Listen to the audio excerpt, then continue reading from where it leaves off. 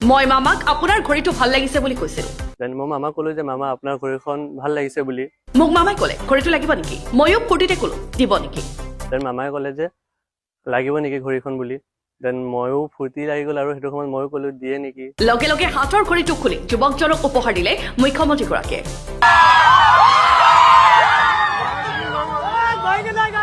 আৰু ততাতৈয়াকৈ ঘৰলৈ আহি যুৱকজনে মাকক দেখুৱালেগৈ প্ৰায় 2 লাখ টকীয়া সেই ঘড়ীটো। মামাৰ ঘড়ী মামাই দিছে। কেনেকৈ পালি? মামা কৈছিলো ঘড়ীখন ভাল লাগিছে বুলি, ত' মামাই ক'লে লাগে নেকি, মোক দি দিলে আৰু সেইটো সময়ত।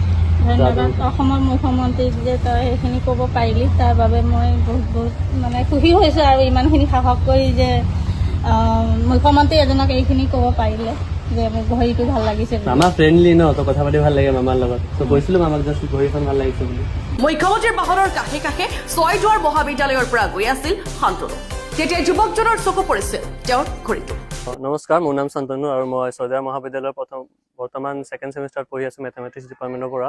আৰু মই মামা আহিছে, চ' মামাৰ পিছে পিছে মই লাগি আছিলোঁ ছয়দুৱাৰ কলেজৰ পৰা। এণ্ড ছয়দুৱাৰ কলেজৰ পৰা গৈ গহপুৰলৈকে পালোঁ হা। দেন মই লক্ষ্য কৰিলোঁ যে মামাৰ ঘড়ীখন মামাৰ হাতত বহুত ভাল লাগিছে।